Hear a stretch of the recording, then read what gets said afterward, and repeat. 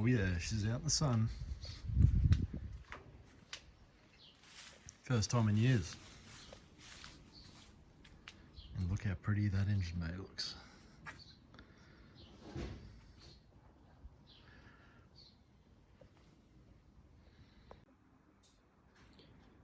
Back working on the Fairlane today, well tonight actually, and I just need to pull out the radiator because it was leaking when I first got it. So it's just interesting because from the research I've done, these 302 Windsors don't have a cross-flow radiator, but this appears to be a cross-flow radiator.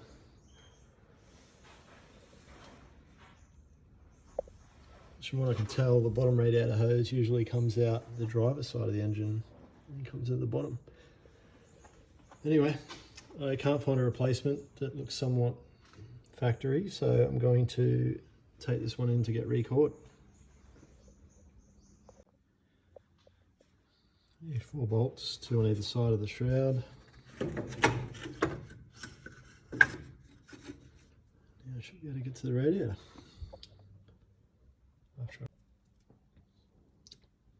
Okay, got the radiator out. Not much fun at all. Not much fun.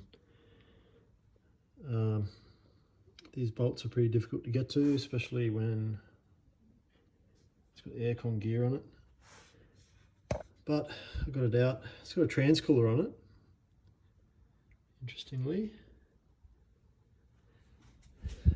And this is the radiator. No idea if this is factory. I thought the water pump,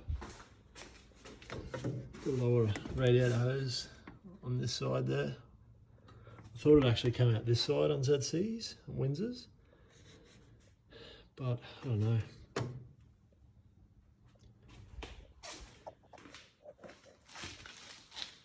Anyway, got to try and find another one. We'll get this one recored. We now have the radiator out of the car and that's been sent off to get recored.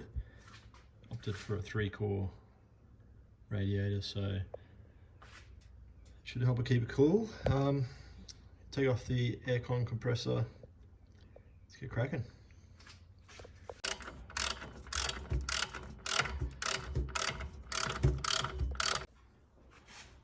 Got the aircon compressor off. It's a pretty hefty bracket.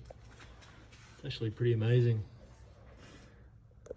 That's some decent thickness right there.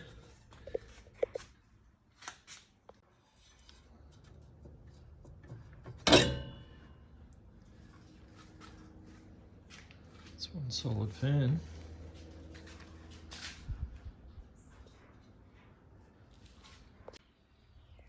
Starting to get a little bit more room in here. So the plan is basically to pull these pulleys off, pull this massive aircon bracket off, and make my way down to the water pump.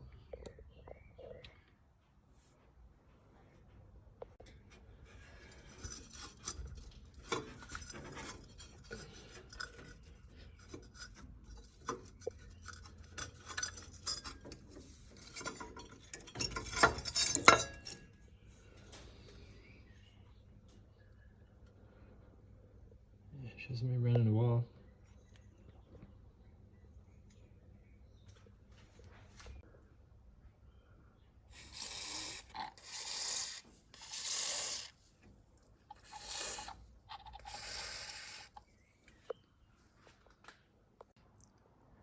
Aircon brackets removed. See a bit more now.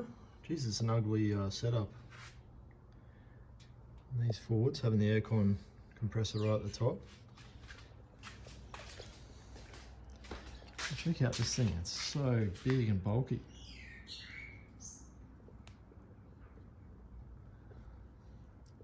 I reckon it weighs probably 2 kilos, 3 kilos. It's just solid. And keep going. Power steering bracket next. I don't even know what that is. Some sort of fuel regulator or something.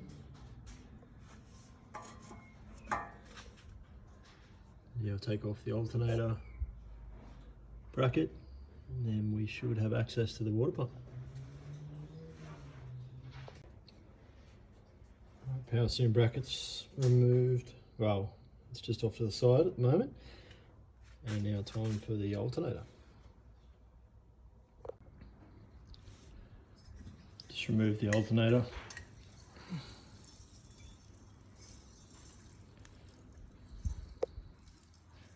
So much junk in there.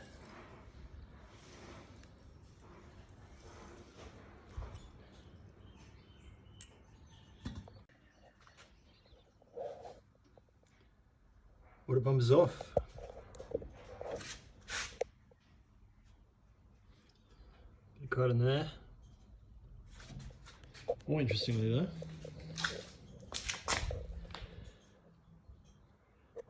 water pump looks pretty toast.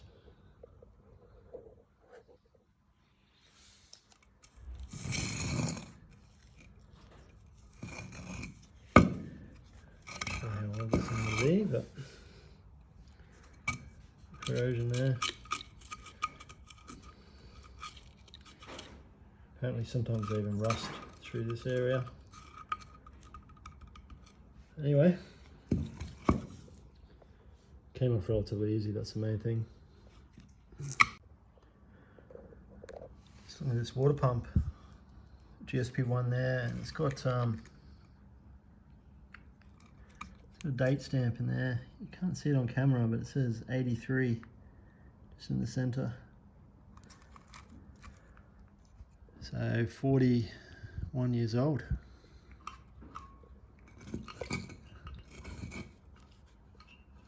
And it's toast.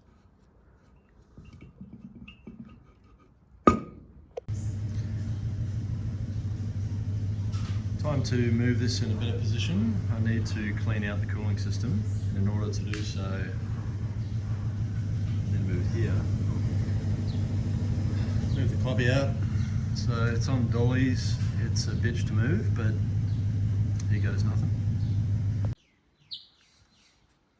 All right, might give the engine bay a bit of a degrease and a clean.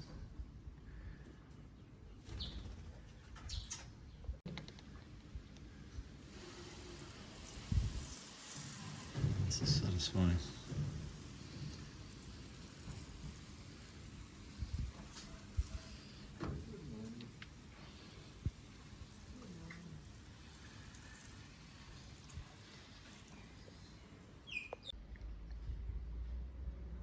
There she is. It's a little bit cleaner. As I said in the earlier video, this side is clearly the most average side.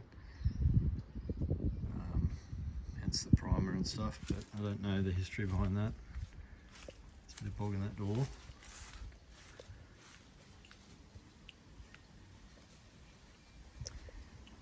And this side is the best side. There's no primer, no mismatched paint, no rust. So that's pretty good.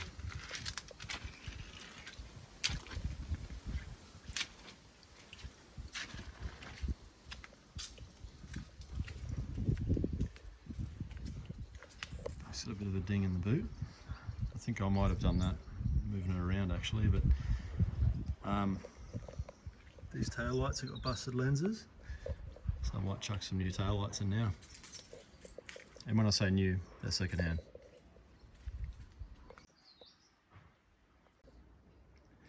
I'd show the inside of the boot. It's pretty tidy in here considering. My cousin was telling me stories how they used to load firewood in here, and she would have taken a bit too. It's a decent sized boot.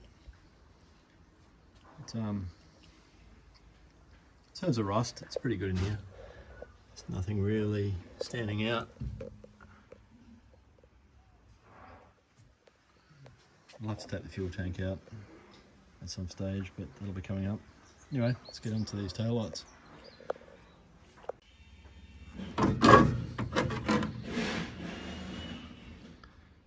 That's one. Oh, this side gave me a bit of grief.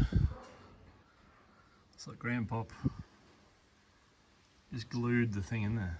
Must have been leaking, and that was not fun to get out. And now the replacement light's got to seat against here all nicely, and it's all full of glue and stuff, so I'm gonna have to battle away getting that out. Here we go. As best as I can get it. Some sort of old mastic sealer or something. It was just an absolute mission. Didn't want to scrape it too hard because I didn't want to leave any exposed metal. I don't know when I'm going to get around to painting this thing, but probably be a while away. Anyway, let's chuck the light in. Right, we've got tail lights in. It's nice to see the back end sort of looking somewhat complete. Very hard to find these tail lights, and the lenses seem to fade and crack and that, so there's not many around. I was looking for a long time for these, but picked up one some time ago, but then got lucky on the right hand side one recently. I think that'll about do it for this video. Got a few parts to chuck in. I've got a water pump, thermostat housing, thermostat, belts, and a new recored radiator. So I'll start doing that, and it'll be in part 3. Also got a new sender unit, fuel pump, fuel lines. So going to clean out the tank, drop the tank, clean it out, chuck a new sender in, blow the lines out, and get fuel up to the carby. And we'll catch you in the next one. Thanks for watching.